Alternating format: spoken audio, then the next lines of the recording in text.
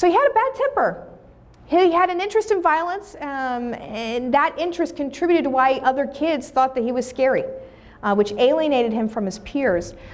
He talked about abusing animals, but we don't have a lot of evidence that he actually did, but he talked about it.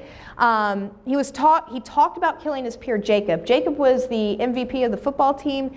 Kip's dad talked about him a lot. He always compared him to Jacob.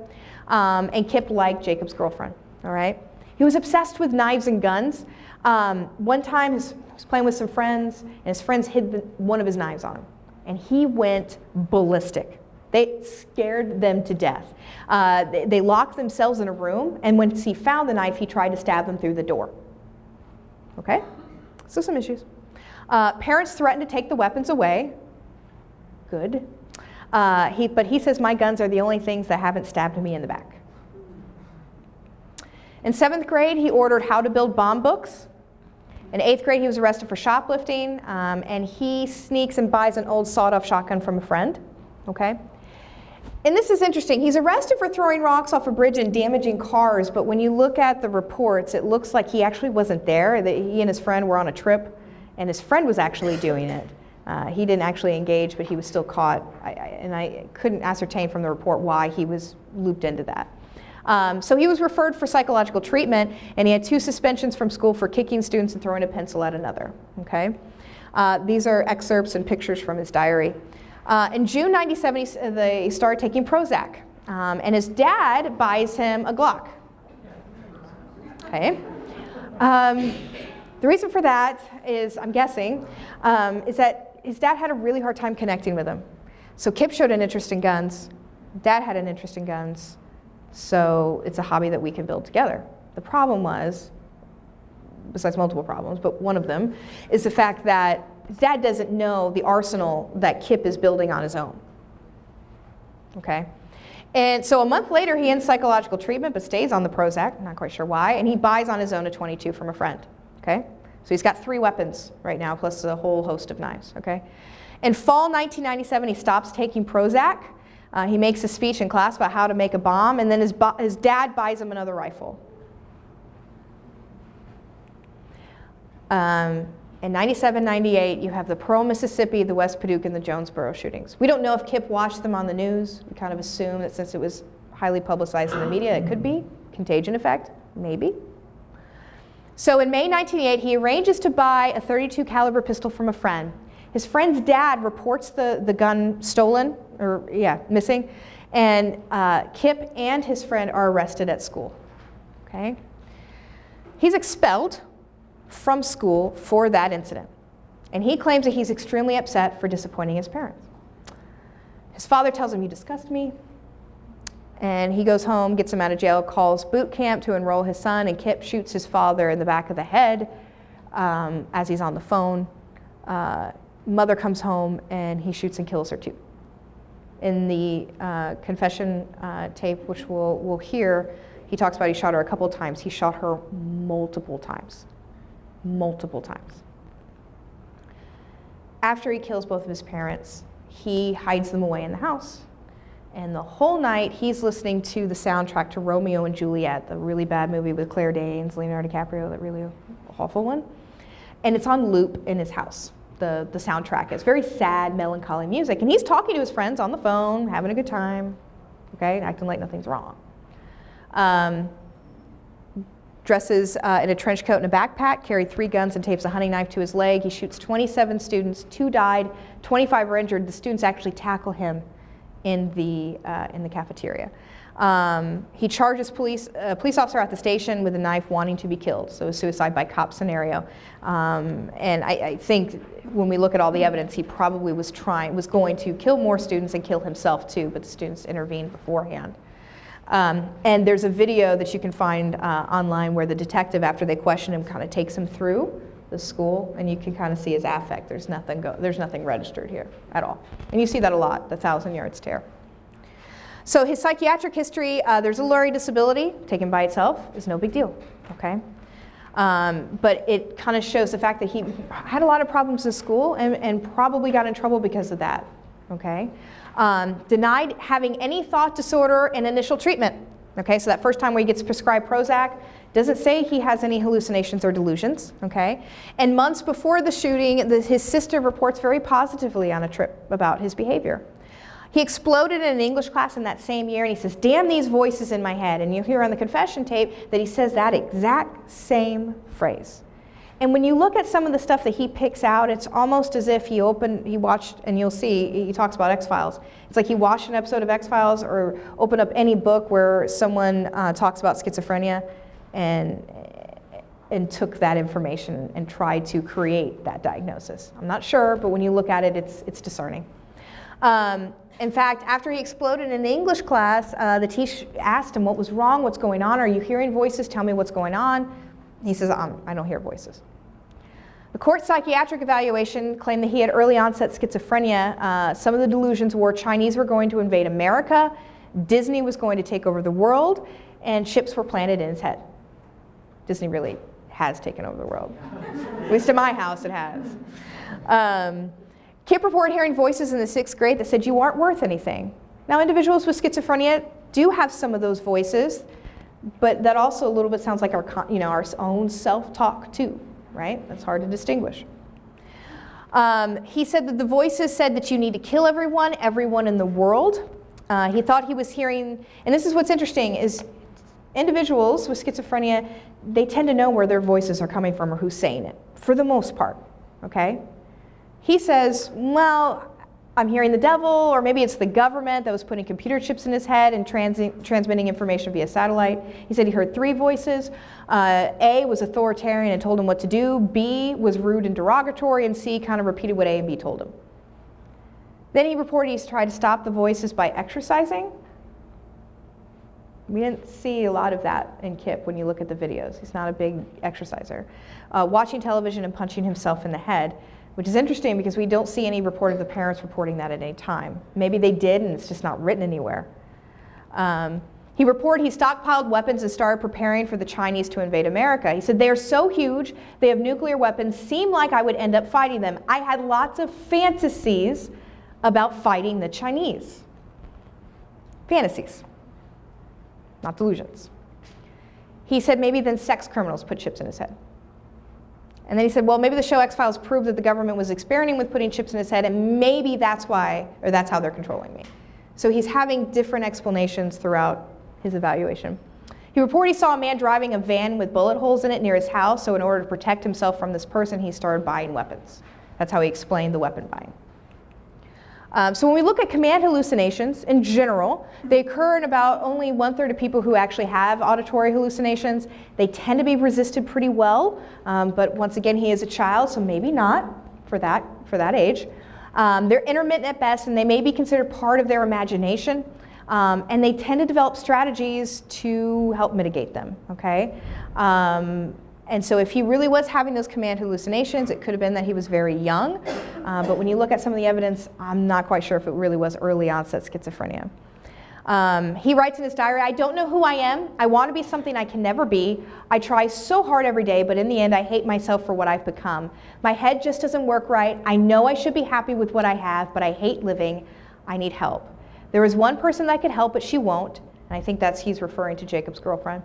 I need to find someone else. I think I love her, but she could never love me. I don't know why I try. People would laugh at this if they read it, but they won't laugh after they're scraping parts of their parents, sisters, brothers, and friends from the wall of my hate. Unfortunately, no one saw this until later. And this is his confession with the detective. So your mom comes home around 6? Yes. Now, I've never been to your house. And earlier you talked about a basement. Is that a garage that's underneath the house? Or? Yeah. Okay. So your mom drives in her car, right? Yeah. And what is she driving? Explorer. Explorer? Yeah. And she parks. And where are you at? I was waiting for her. Okay. Outside or inside? Inside. Okay. She pull into the garage? Yes. Okay. Oh my God. Do you have one of these automatic garage doors where she closes the door after she pulls in? Yeah. Was the door up or down? Down. Okay.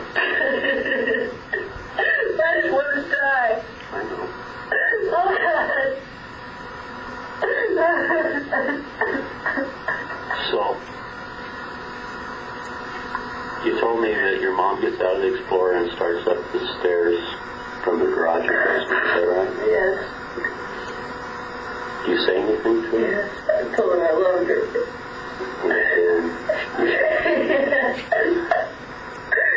God, dude, these voices are funny like that. All right, all right. Yep. Settle down. Settle down. It's all right. It's all right. Just settle down, okay? All right, just settle down.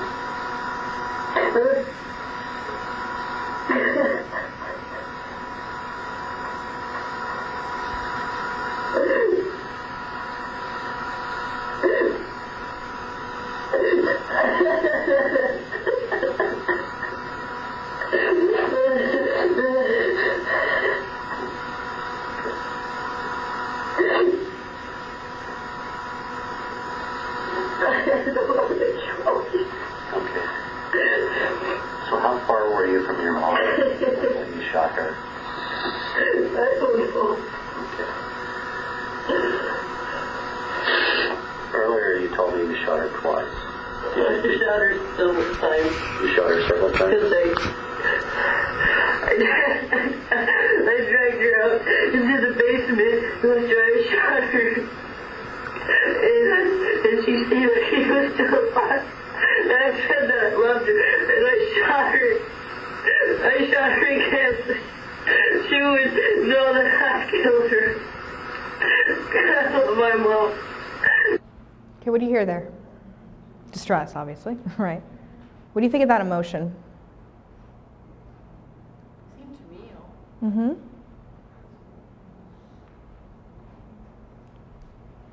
But also a little forced, maybe a little bit, kind of over, right? He's a little disorganized, but organized enough to remember exact details of things, right? Which we wouldn't normally expect in someone who's having a psychotic break. Typical, okay? Now there's variations, of course, right? It's just interesting because we're not sure, okay? And he's still in prison. He's without parole, I think, at this point, okay? And I think his sister has written letters to try to repeal that and things like that. But it's just interesting with him because it's not clear cut when we look at the family history, but we do see a lot of the risk signs and warning signs of somebody that we just talked about previously. So that's why it's a good case study to look at.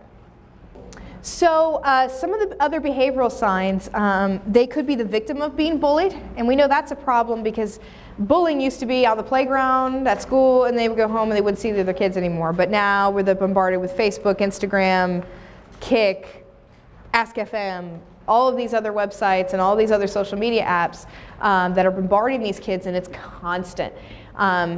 Even back in 2006 or 5, when I did my first ride-along with the Brevard County Sheriff's, not Brevard, I'm making things up, Broward Sheriff's Office, the first call we went on was a mom who called and said that her son was being harassed on MySpace and can anyone do anything about it, and she printed off all the things. So this has been a problem for a really long time. It's only getting worse.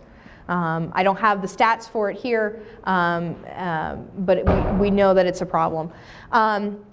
Depression, mood swings, things like that. Stalking. Cho from Virginia Tech stalks several females on campus, and that could be an indicator of severe psychopathology, delusions, things like that. Violent clothing, violent drawings, videos, websites, all are warning signs. Taken by themselves, no big deal necessarily, but taken in the whole list of things, it's a problem. Let's look at Northern Illinois Universities. This is Steve KAZMIERCZAK. This is a college. He has this is the one that I was telling you that if you just Google his name, the school published his whole medical record. And he's an interesting case because he was really set up on the path for success once he got into college and things really derailed for him. In February 14th, 2008, he entered Cole Hall as an oceanography class, kind of a big lecture hall. With 1 shotgun and 2 handguns. He killed 6 people and himself, 22 were shot. The police recovered 48 shells casings and 6 shotgun shells. Some describe it as random, others say it appeared he knew who he wanted to shoot, had a blank stare, and we're going to talk about that because that's really important later. There's a stark contrast between his younger years and his college school days. In elementary school and high school, the teachers described him as underachieving, impulsive, lacked motivation, and required structure. His father, when interviewed, was like, he's a pretty good guy. Who would say that about their son? I mean, I hope when I'm old enough that, when my kids are old and, I look at them, and I hope the one thing that I can say is not, yeah, they're pretty cool, Kind of shows you something there. Sister said he was verbally abusive and aggressive towards her and her mother. In college, though, professors described him as conscientious, helpful, likable, sweet, polite. They actually considered him a colleague when he was there. And we'll look at that in just a second. Throughout his whole hospitalization records, which we'll see, his mental health professionals described him as anxious, depressed, obsessional, angry, paranoid, suicidal, and schizophrenic. They didn't get a handle on what was really the cause underneath until later. So teachers thought he may have had a learning disability or ADD when he was younger. He had difficulties concentrating, he had a negative attitude, was behaviorally careless and impulsive. One teacher, when he was young, brought up concern of his writings containing violent themes. And this is a kid who watched horror movies almost every night with his mom. Okay, so no wonder that what is he going to write about? What he's exposed to. Family sought an evaluation through school officials and it was denied. I could not uncover why. He graduated high school in '98 and he was close friends with one kid named Joe Russo, and they remained close until his death. Susan, his older sister, was seen as more successful, and he did not get along with her. In 8th grade, he became so angry with her that he grabbed a knife and forced her to run away from the house. Okay? Susan felt generally threatened by him, and in fact, she even reports that when she found out on the news that he was the one who committed the act of violence, she basically considered that if he didn't commit suicide, that she thought that he would come after her next. He told her that he thought he might be homosexual at one point, and that he would be picked on if he were to come out. He wrote this in an email, and she kind of counseled him and supported him through that. But in October 2007, so 2 months later, he wrote an email saying, "You are without a doubt the most rude and disrespectful person I've ever known. I'm shocked that we're even from the same family because we couldn't be more different." A lot of mood lability in this kid. His father was employed with the Postal Service. He was stable but slightly uninvolved at home. In 2007, so a year before the shooting, his parents were divorced. He told Stephen that his mother rejected him and was unwilling to forgive him for the disruption he caused with the family as an adolescent. So he's a pretty cool guy, but hey, mom hated you. I mean, that was basically it. His mother worked as a secretary. She was very present at home. She spent a lot of time with Stephen watching horror movies.